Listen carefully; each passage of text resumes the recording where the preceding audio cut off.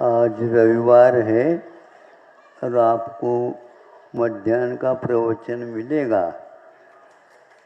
अभी आकर के बैठ गए हैं।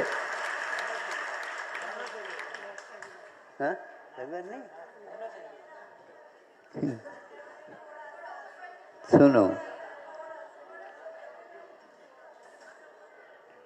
थोड़ा भी संतोष करना पड़ेगा। सुनो,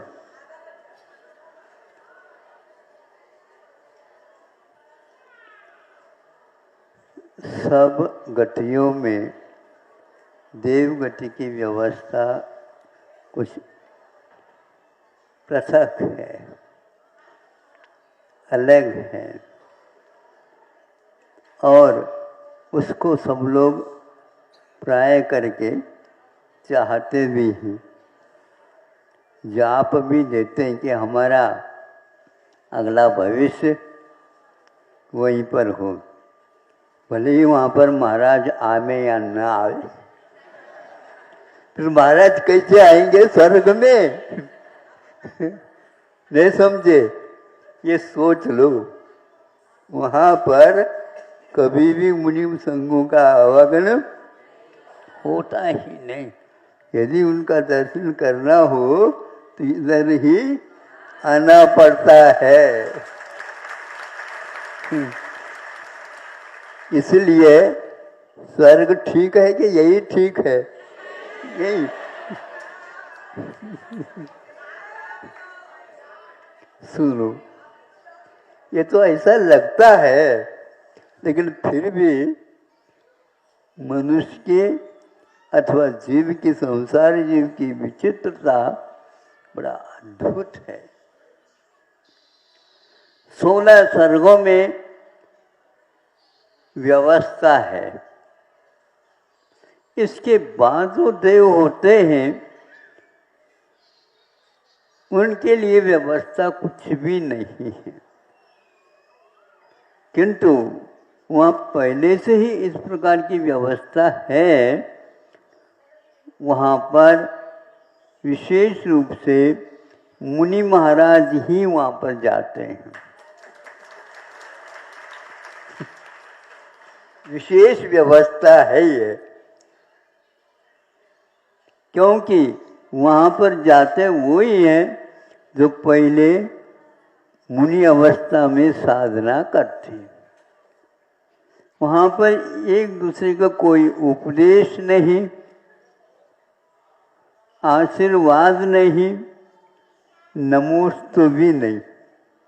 कोई भी आपस में जैन जिनेन्द्र की पद्धति है क्या नहीं, आगम में स्पष्ट रूप से नहीं दिया गया, लेकिन संक्षेप से यही कह रहा हूँ कि वहाँ की दशा ऐसी है। प्रथम से लेकर के 16 स्वर्ग तक बहुत कुछ व्यवस्था ऊपर ऊपर अलग होती चली जाती है और उनका आवागमन में भी कमी आ जाती है। विमान से जो प्रवास करते हैं उनकी संख्या बहुत अल्प होती है, किंतु धीरे धीरे नीचे आते हैं तो उनकी व्यवस्था अलग होती है। वहाँ की बात लेकर के मैं कह रहा हूँ, करोड़ों देवी देवता जिनके अंडर में रहते हैं। अंडर का मतलब ऐसे नौकर जाकर जैसे नहीं है, लेकिन है तो वो उनकी आज्ञा में रहेंगे। कौन किसकी आज्ञा में रहेंगे? जो बड़े होते हैं, इंद्र होते हैं, उनकी आज्ञा में रहते हैं। किंतु सौधर्मेंद्र सोच रहा है अथवा और कोई भी इंद्र सोच रहा है, ये क्या बात हो गई? कुछ गुस्सा भी उनको आता होगा, लेकिन बाद में सोचता है कि ऐसा क्यों हो रहा है, क्योंकि सौधर्मेंद्र की आज्ञा भी कुछ समय तक पाली जाती है, फिर बाद में नहीं समझे? ऐसा क्यों होता है? यहाँ वहाँ की रिवाज नहीं है, यह सही रिवाज है। यह जो आज्ञा देने की पद्धति है ये बाध्य करती है। भीतर किसी भी प्रकार से वह ठीक नहीं लगती, लेकिन फिर भी उसको मानना पड़ता है। तो सौधर्मेंद्र देखते हैं उनके सामने कुछ लोग आए, कब बहुत सारे लोग आ गए और आज्ञा के बिना ही उनके और चले गए। ये सोचता रहा आज्ञा का उल्लंघन क्यों हो रहा है? उल्लंघन नहीं, आप ही आज्ञा का उल्लंघन कर रहे हैं, क्योंकि इतना समय तक ही आप आज्ञा दे सकेंगे, फिर जब मरण का काल समीप आ जाता है उस समय आपकी आज्ञा का कोई सांसद है, प्रधानमंत्री है, सब है, लेकिन चुनाव के काल में बोलो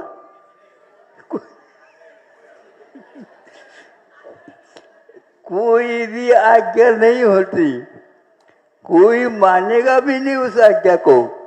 सामान्य एक वोटर के रूप में वो रहते हैं, भले ही उम्मीदवार के रूप में है, लेकिन उम्मीदवार कई हो सकते हैं, पर टिकट वगैरह दिए जाते हैं, लेकिन वो भी विचलित रहते भीतर से। क्या पता जनता भी बहुत होशियार हो गई, वोट यदि नहीं दे तो हमारा क्या होगा।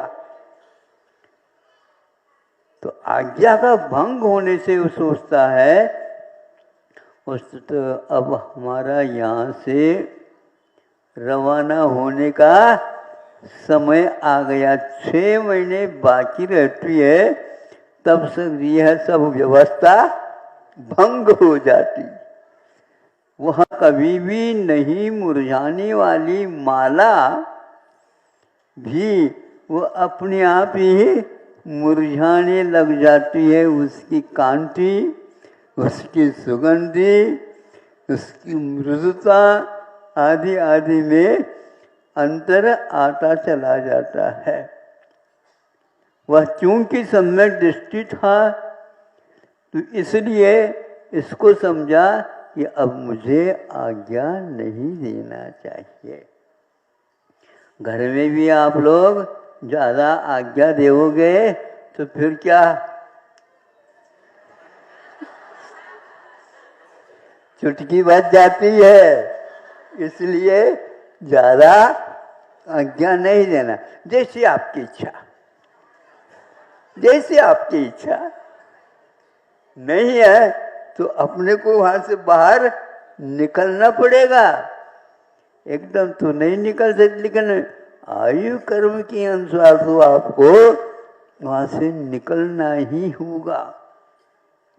ये सबसे ज़्यादा उस चुनावी पद्धति के अनुसार देखते हैं, प्रधानमंत्री होकर के भी सामान्य है, अथवा यूं कह दो उस समय तो आप लोगों को भी सामान्य होना पड़ता है, जिस समय महाराज जी का पड़गान होता है। मैं चक्रवर्ती हूँ, आपके लिए आंगन है, खड़े हो जाइए। हम आंगन, अपने आंगन में खड़े हो रहे हैं तो आपको भी अपने ही आंगन में खड़े। अब यहाँ चक्रवर्ती चक्रवर्ती कुछ नहीं चलेगा। उसी प्रकार देव लोग सम्यक दृष्टि होते हैं तो वो तो इसको संतोष के साथ स्वीकार करते हैं और जल्दी जल्दी अब कहाँ जाना है इसके बारे में सोचने लग जाते हैं। सम्यक दृष्टि होता है तो जहाँ पर समूह शरण की रचना है वहीं पर जाएगा, जहाँ पर मोक्ष मार्ग है वहीं पर उसका जन्म होगा, जहाँ पर चारों पुरुषार्थ अपना सके वहीं पर उसका होगा। ऐसे सारे जैसे टिकट आप लेते हैं उसी के अनुसार गाड़ियों में व्यवस्था रहती है, वह चला जाता है। लेकिन मिथ्या दृष्टि बहुत आकुलित हो जाता। मैंने इतना किया था, इतना किया था, इतना किया था, आज तो आज्ञा का भंग सरासर हो रहा है। लेकिन ये बताओ, आज्ञा का भंग हो रहा है तो कोई बात नहीं, लेकिन फूल माला ने क्या किया ये बताओ। नहीं आपकी आज्ञा का वो उसने उल्लंघन किया, और न ही आपके लिए कोई पहचान है उसके। केवल आपका जब तक पुण्य था वह सुगंधित से भाला, जब आपके पुण्य कम होने लगा तो वैसे भी वह मुरझाया हुआ हो गया। ये ऐसा क्यों? ये वार्निंग बेल है, यह मृत्यु का पूर्व जय घंटा है। आपको चलना ही पड़ेगा। आज्ञा का उल्लंघन होना, फूल माला मुरझाए जाना, और अपने आप ही वहाँ पर दूसरे की प्रतीक्षा के लिए आगे जो आने वाले हैं नए कैंडिडेट, उम्मीदवार के रूप में थे, तो आएंगे तो फिर देखो क्या होगा। अरे हमने तो सोचा नहीं था उस व्यक्ति को क्या मिल रहा है, मंत्रिमंडल में लेने वाले हैं। मंत्रिमंडल में कभी कभी मंत्रिमंडल के मुखिया के रूप में भी हो सकते हैं। सब लोग या उनसे विशेष तालमेल रखना चाहिए। अब इनसे हाँ बाहर जाइए, आपका सब हो गया। यह भी समय आ सकता है, इसलिए आप लोगों को भी अपनी तैयारी में हमेशा हमेशा रहना है। और कैसे रहना है? कोई भी हर्ष विषाद नहीं है। यह इस क्षेत्र का यही प्रभाव है और वहाँ जाना है तो भगवान से प्रार्थना करो। भगवान और कुछ भी नहीं चाहते, आपकी शरण भर मिलती रहे, हमें और कुछ भी आवश्यकता नहीं है। उसके द्वारा सब कुछ हो जाएगा। समूह शरण देखने का वैभव मिलेगा और वहाँ पर सुनने का। जैसे यहाँ पर राजा, आज सुबह तो बहुत हल्ला हो रहा था। क्यों हल्ला हो रहा था? भैया सीटें तो गिनती की है। महाराज के सामने हम बैठ नहीं पाएंगे। हम जो खड़े होकर के सुन रहे हैं उनको भी आशीर्वाद दे देते हैं।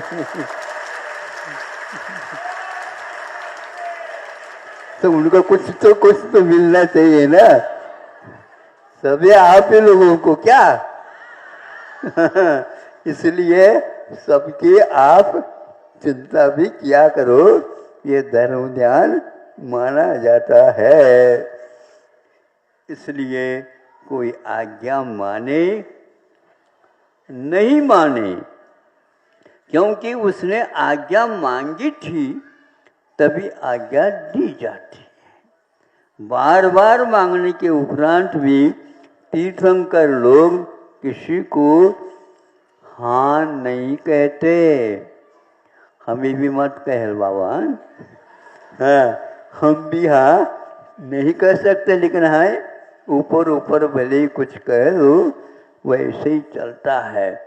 इसलिए आप लोगों को चाहिए कि आज्ञा मांगने से पूर्व में आज्ञा का पालन होगा क्या नहीं, इसको भी देखना पड़ेगा। यदि नहीं है तो उस आज्ञा को मांगना और देना औपचारिक होते हैं। इसलिए तीर्थंकर किसी को आशीर्वाद भी नहीं देते और आज्ञा भी नहीं देते, और पूछताछ भी करना आप चाहो तो भी उत्तर नहीं देते। नहीं समझे नहीं है तो मान लो यूं आकाश में उड़ जाते रिद्धिधारी रहते हैं। अब तो हम तो नीचे से देखते रहे। आज अभी देखा ऊपर भी मोटर गाड़ियों के ऊपर बैठते हैं ना, वैसे बैठे हैं, खड़े हैं वहां पर भी। अब सारे नहीं तो क्या करेंगे? अब बताओ, इतना बड़ा भी है लेकिन आज महाराज बहुत छोटा पड़ रहा है। पड़ेगा, धीरे धीरे ऐसा ही होगा। जब संख्या बढ़ेगी आप लोगों की तो फिर क्या होगा? समूह शरण में ये व्यवस्था है, असंख्यात देवी देवता आने के उपरांत भी वहाँ पर सब समाहित होते ही चले जाते हैं।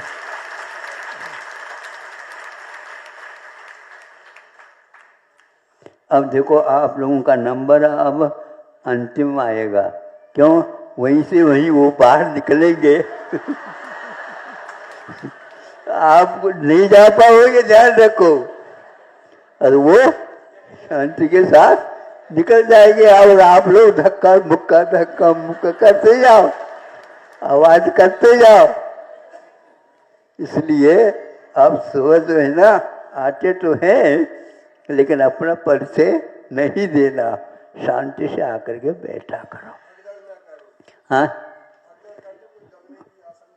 हाँ, भगदड़, भगदड़ में क्या होता है? कोई किसी को नहीं देखता, अपनी जगह दिखती रहती है। रिजर्वेशन करते हो? कर लो रिजर्वेशन। नहीं, फिर भी मुझे पहले मिले ये भाव रहते हैं। कुछ लोगों को ऐसा रहता है, कोई बात नहीं, हम रेलगाड़ी में जगह भी नहीं मिले तो खड़े होकर के भी हम यात्रा कर सकते हैं। क्यों? इसलिए कि यात्रा ही तो करना है, जो व्यवस्था वैसी चलो। इस प्रकार संतोष धारण करके आप लोगों को प्रत्येक धार्मिक अनुष्ठान कर लेना चाहिए। अहिंसा परमो धर्म। चलो परम पूज्य संत शिरोमणि आचार्य भगवान विद्यासागर जी महामुनि राज जी की, समस्त आचार्य संघ की